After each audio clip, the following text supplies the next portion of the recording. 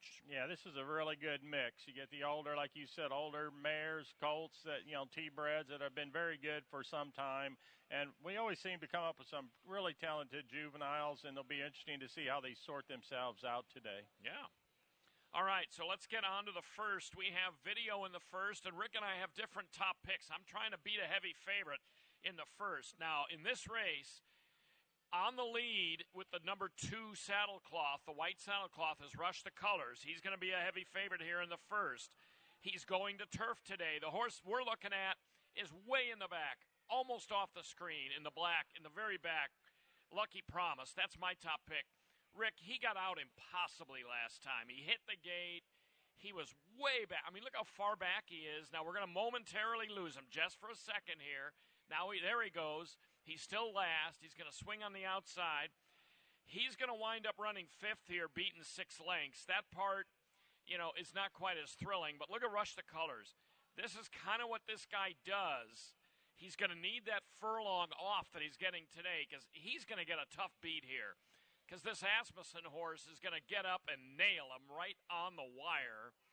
And for Rush the Colors, who's, kind of struggling, I think it's fair to say, to get off seconditis, that was a tough beat because, he lost to Ready Edge by a zop. My concern about that is Rush the Colors, has a huge fig edge, should love the 5/8. We don't know about turf. It's his turf debut. But he has a way of snatching defeat from victory. So I'm going to take Lucky Promise on the hope that start was just too compromising, and we'll go from there. Yeah, Rush the Colors, since he took the blinkers off, has been really good. He was a 5-length winner, a couple tough luck losses, Too Much Bling his sire's really good turf sprint sire. He's really good at that. Maybe to be a shock to his system, turf, 5/8 of a mile. He'll be tough to beat. I think in here. Uptown Eagles landed. Been running its open company. Now he's in with Texas bred, so I really feel like he's quite the danger, and he's not a I need the lead type. So I like Uptown Eagles landed. Coleman Creek comes out at the same rate. He finished second behind Uptown's Eagle landed, 2 starts back, then ran an open maiden special weight. Did win, and then I had a crazy long shot. I wanted to pick this horse in the top 3, Rain Ardeen, who is extremely quick. Turf, really, I would say top and bottom of the pedigree. I thought if you want a crazy long shot, the 4 in here might be a way to go. Yeah, I don't really, it's a long shot. I thought about using him pretty hard in the picks as well because, his maiden win 2 races ago was good, and then he faced a really nice one in Mr. Nightblinger, and oddly enough, Lucky Promise, who's my top pick, in his next start going 7/8. But he's breezed since. The Doopy Barn's been hot all meet. He's going to try turf for the first time. I think Rainer Dean is a long shot to take a look at.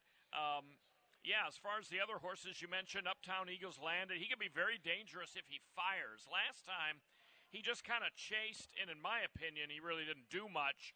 But like you say, it was against opens. The race may shape up for him if he can actually pack a punch, if he can fire like he did 2 races back. My pick, he had an impossible start last time. He may have a little seconditis as well. I'm just hoping Cabrera can get him in gear.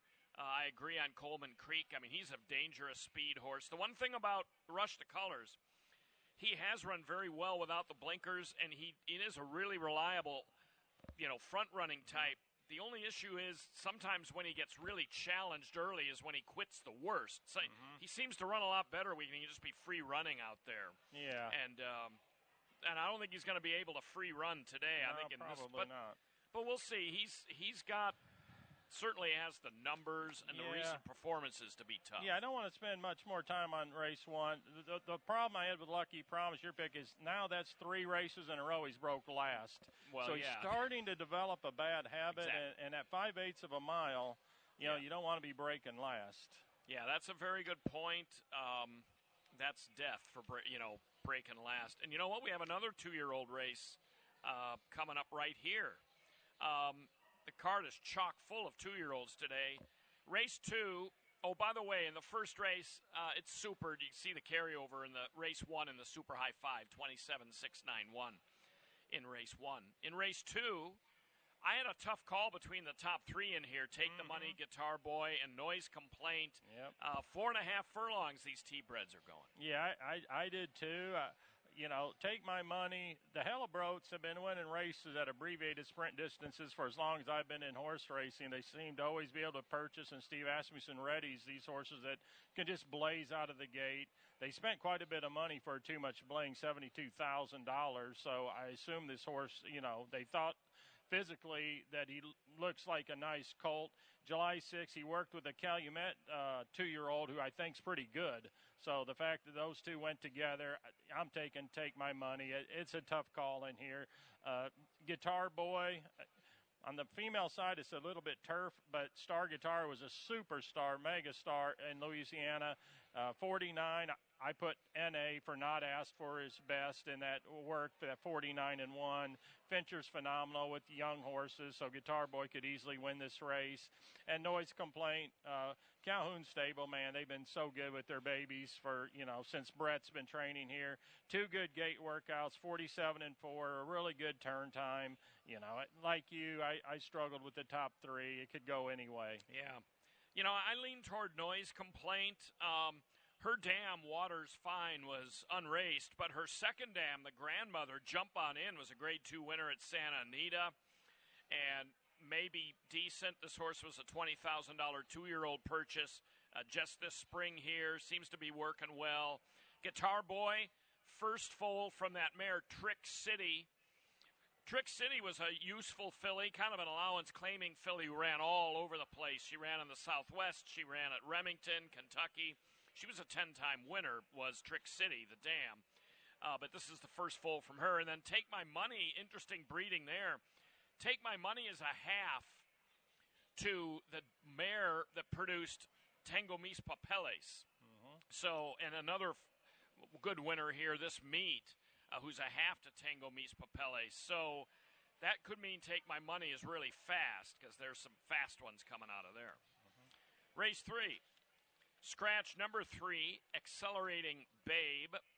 Race number 3. Boy, do I have a lot of notes about this one. I don't know if I can decipher them all. Oh, we got a horse in here that descends directly down the female line from Personal Ensign, who is, for my money, one of the greatest mares to ever look through a bridle in racing. But nonetheless, we'll get to that. Maiden Special Weight fillies, 5.5 furlongs. Yeah, this is my best long shot of the day, the 11, Foolish Delight for Greg Green. Just a real good debut.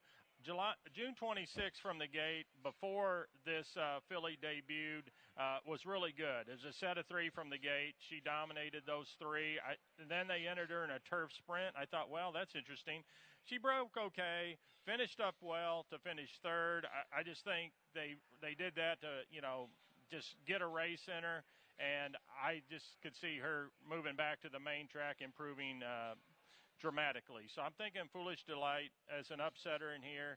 The one More Lively is, an obvious, selection, showing that 46-2 gate workout for trainer Steve Asmussen, draws an inside post. I mean, she's the one to beat. And then I like the 10, Pavoski. A lot of people like this type. I've had a lot of good handicappers, much prefer horses with experience. She's finished second twice. It Takes Heart at Calhoun. First, went right to the lead. Realitos looked really good, so she finished second behind that one. 3rd start, a good work since that last race. So, if you like experience, Pavoski's going to be the one you're going to lean toward. I picked her twice in a row. I only used her 4th today. I loved her last time, but Realitos was too much. Is that the Z pattern where she closed a little bit and then showed more speed in the second race? Is that the Z pattern, or is the Z pattern the other way around? Yeah, it's close. You could say that. I don't know. She didn't lose a lot of ground and show that much terrific speed in her last start. It's kind of looks like, well, on paper at least, it looks Z even. Pattern. Yeah. Let's go with that. How did that Z pattern horse do that we talk? I forget. Yeah, that's a good question. How it did the other day. I wish I'd have paid attention. Yeah, I wish I did too. I went with a horse that I picked the first time out, the 4 Much Aloha, and it just kind of was blah, for a second place finish, and then came out last time and was absolutely, as the comment said, knocked right off her feet at the start. The start of that race, the Panzeretta division was really, really rough. I mean, it had quarter horse elements to it. So I throw that race out entirely, and she made up good ground. So she gets a little extra distance. Third time for Calhoun. I'm going to give Much Aloha a shot. In this race, I think it's super wide open. Wild Rosie, Arkansas bred, is my second pick. Gabriel Saez in today to ride. He's going to ride for Calhoun here. I think, she seems to have good drills. Yep. More lively, very interesting. She's the one that traces up. Her fifth dam was Personal Ensign. So her dam was So Lively. She was unraced. So Lively's dam was a mare named Beat the Drums. Then it gets interesting. Her third dam was Storm Flag Flying. And then the dam above that was My Flag. Remember My Flag, Yep. $1.5 million earner. And then above that, the great Personal Ensign Hall of Famer, 13 for 13. Yeah, this field's deep in talent. Yeah, It'll be it real is. interesting to see how fast they run that race. Yeah, this is a super interesting race. Race 4, scratch the 2 El Deal Me Aces. 5.5 furlongs here. And this is the first race so far today that we have agreed on the top pick. Yeah, Campfire Creed, he's been working so well. His sire, Jimmy Creed, was a grade 1 sprinter. He's very good at throwing debut winners. Really good workouts. That 46-1 work, 23-3 turn time. That's exceptional for a 2-year-old. He just looks like an absolute sprinter to me. He's trained wonderfully. So, there's no way I'm going against Campfire Creed, even though there's plenty of talent in this field, like Alto Road. Debut, dueled for the lead, opened up, and then there was zapped right on the wire. It was 8 lengths back to the third place finish, really indicative of a very strong debut for Alto Road. And the 8 Backside Buzz, who also finished second in a very fast race. He went 58-3 on June 25th, one of our fastest 2-year-old races. And again, finished second that day, has been able to run well without making the lead. He just is forwardly placed in all those starts, and the switch to Cabrera may make a difference because David Cabrera is very talented. Yeah, and got back in the winner's circle yesterday for the first time since his accident at Oaklawn. And, that Straight Luck is in later today in one of the stakes, the horse that beat Backside Buzz last time. And I'm really curious to see how he runs because I remember Straight Fire as a guy that listens to Jim Rome, who owned Straight Fire, at least in partnership. He was high on him, and Straight Fire was a really nice horse that I think had a very short career.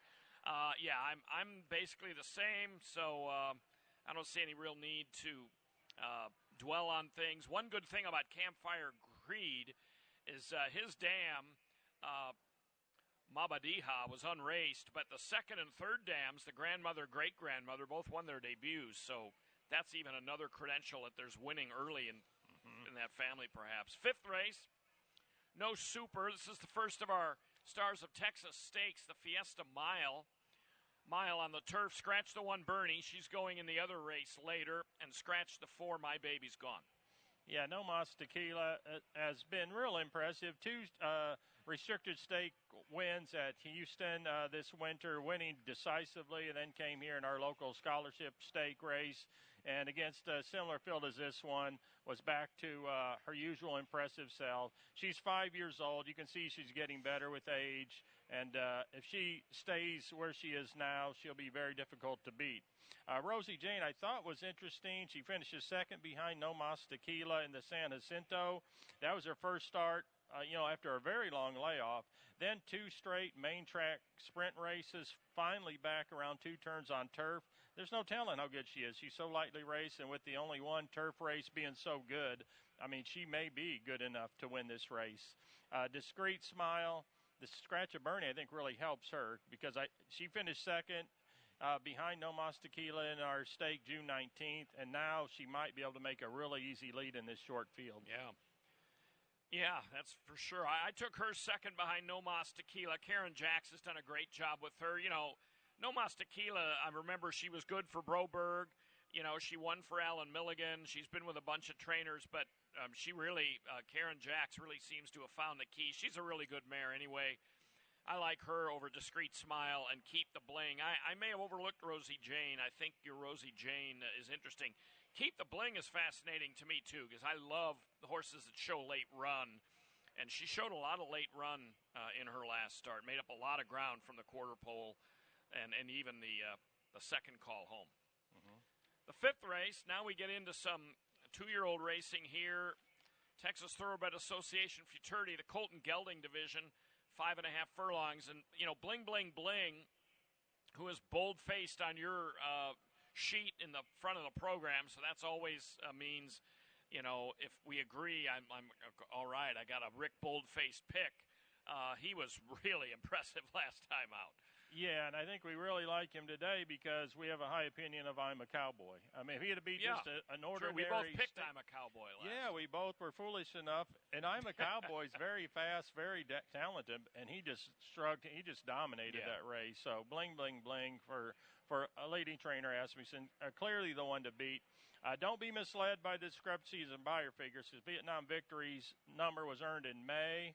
And that 59 gate work was very impressive. I mean, I really like that work. I think, coming back fresh, he's going to run a much better race today. So I think Vietnam Victory, is going to run a big one. And Straight Luck, who we mentioned earlier, he went 58-3 in his race June 25th. Extremely fast. Got the highest buyer figure. You can see just on the clock, he did run faster than Bling Bling Bling did. I ran on different days, so it's a different situation. But nevertheless, if that race was legitimate, he's going to be difficult. Now, he did get a clear lead right from the get-go, so there's a chance he'll be under a little more pressure today. Yeah. But then again, maybe he won't be because he's very fast. So if he can open up on this field, he might be capable of running another big number and big race. Yeah, he basically ran against air last time. I mean, he got out there by himself. It was very impressive, mystifying that he would then turn in an Arabian like 55 and 4 a half mile on July 10th. I mean, I'd love to know what's up with that. I really am not wild about horses that show a lot of speed coming out, even if it's just a maintenance work and going that slow. I mean, that's basically a gallop for him. Mm-hmm. Yeah. But I still picked him second. I went Bling Bling Bling over him in Vietnam Victory. You got the Asmussen factor. He's got 3 in here. Mm-hmm. Village Way, the 7, intriguing to me because he beat Straight Luck in that May 20th race. And I mean, the time wasn't necessarily, didn't thrill you, but he's had a little time off. Mm-hmm. Steve has a way of winning these stakes. We talked about that off the air yesterday. 7th race, the Valor Farm, fillies and mares, 3/4 of a mile. This is the race that Bernie is going in, and I took her. You, however, are taking I'm a Discreet Lady, who is, another one that's just one of these, no matter what she runs on, she tends to run hard. Yeah, it's interesting Bernie went this direction. I really thought they'd lean the other way, but, they must not think a lot of the favorites in this race, or as much as they do the turf favorites, which I kind of get. She's our fastest, is now 7. She may not be what she used to be. I'm a Discreet Lady. She's good on every surface every time, but, nevertheless, maybe they feel like they only have one to beat in this spot. So I did go with I'm a Discreet Lady. At the distance, his standard sprint distance is 5 of 11. I mean, very, very good. Multiple stake winner. She's basically always the one to beat in these state-bred stake races. So I think she's going to be tough. Let's go to she's our fastest, who I didn't make the second choice, but I'm picking second. She just loves Lone Star Park so much. It's won 4 of 8, 6 of 8. She's been in the Exacta. A couple really decisive stake wins here last year, including the Valor Farm. This year, she's been a little lackluster, but I like the layoff since April. The good work. She looks really good in her breezes. I just feel like maybe she'll fire much better fresh today. Yeah, I mean, for an older mare, I mean, she's training like a machine. Since that last race on opening night. Did you get all 3 of your picks in? Yeah. Okay. We're good. Yeah, I'm going with Bernie. She's pretty versatile. She likes to sprint. She can 2-turn it as well. I mean, she she and I'm a discreet lady. Well, and even she's our fastest. Have all been pretty versatile. I just think she's quick. I'm glad that they chose this race, although I was liking her before that. Thinking maybe I get a little bit of a price. I mean, she's 9-2 on the line. I've always kind of been a Bernie fan, so hasn't won on this main track. But I'm going to take her over Talanda, who is a speed factor. Talanda's just kind of a gut feeling. I mean, she's gotten really, really good for Austin Gustafson. She's a 3-year-old. Maybe if some of these older mares are, going to wilt a little in the heat or something, maybe Talanda might be. And she's had a pretty good tab, too. So I took her second, and I'm a discreet lady third. But there's a lot of contention in this race. Yeah, on July 10th, we couldn't stop talking about Happy Sailor's race on July 9th. It was so doggone impressive. Yeah, and obviously Karen Jacks thought enough, said the next morning, she's like, I'm entering that stake race. We were both visually very impressed, and the race came up fast. That 80 buyer figure, that might be good enough to win this race. I mean, it could be.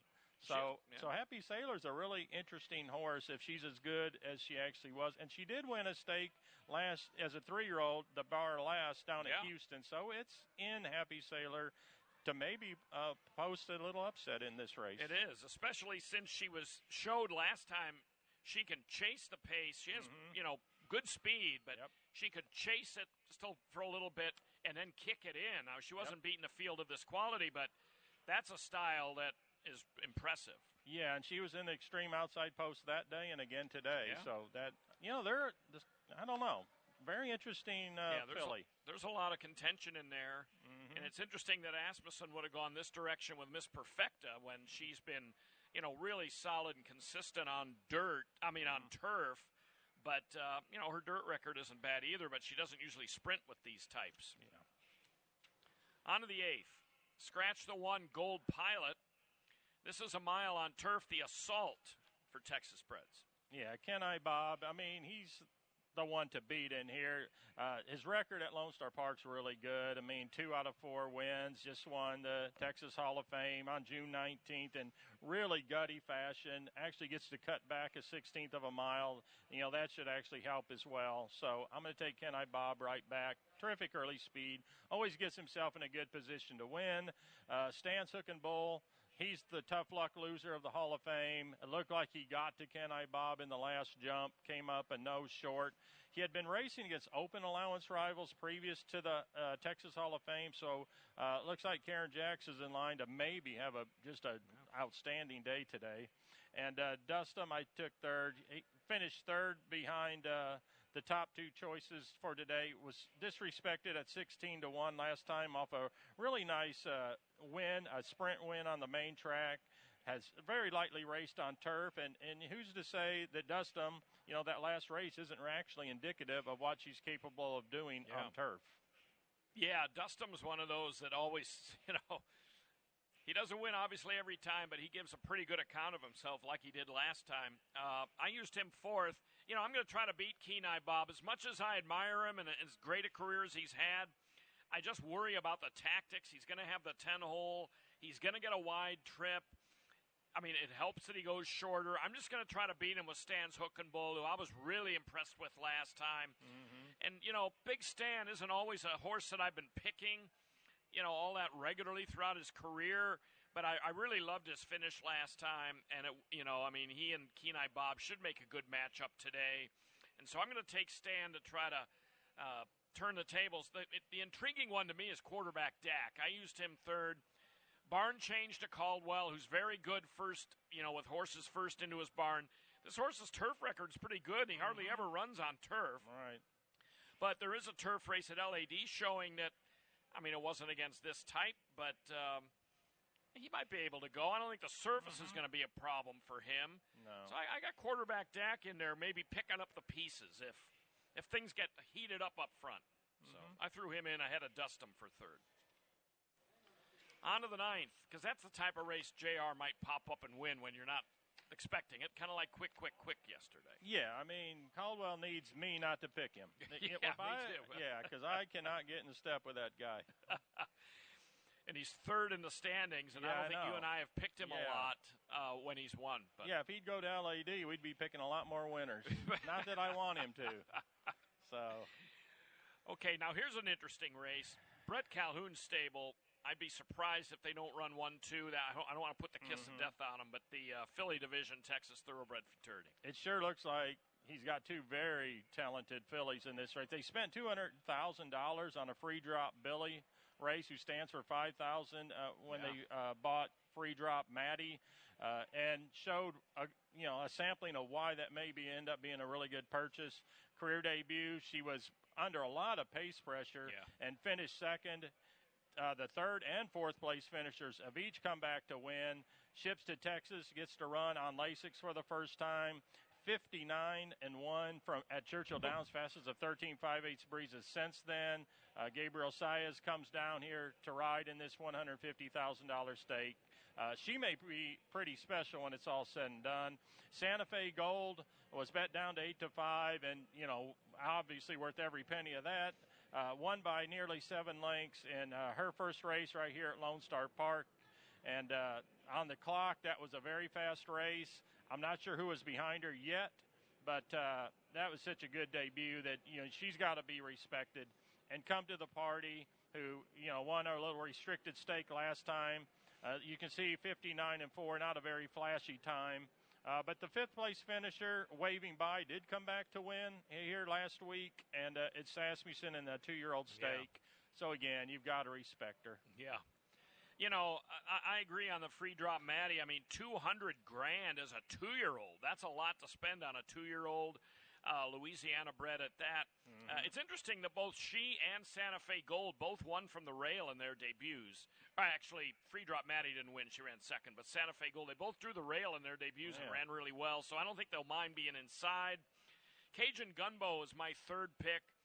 Her maiden win was okay. Again, you don't exactly know who she's beating, but she's come back and worked fast since. I'm sorry, the work was before the last race, but her work tab was good going in. She ran well as the second choice that day.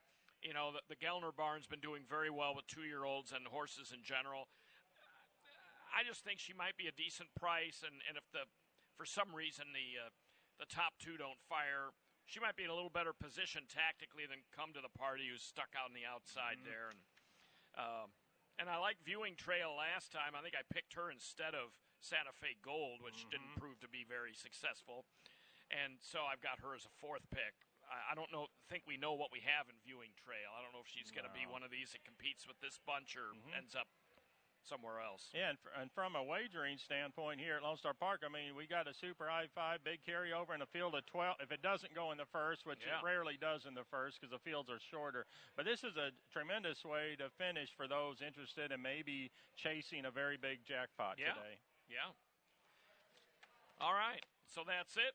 Yeah, Rick, great.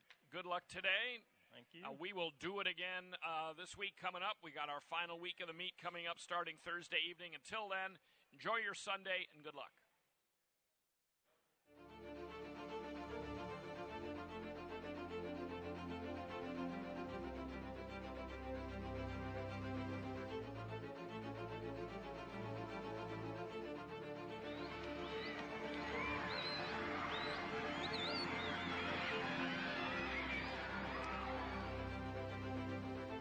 Home here at Lone Star Park at Grand Prix. Sellers' third victory in tonight's MTRA All-Star. Coming down to the finish, Singletary to catch, Antonius Pius veers in. By Jerry Bailey and Kieran fell on the outside. Jerry Bailey goes to the lead, gets the head in front and remains perfect this year.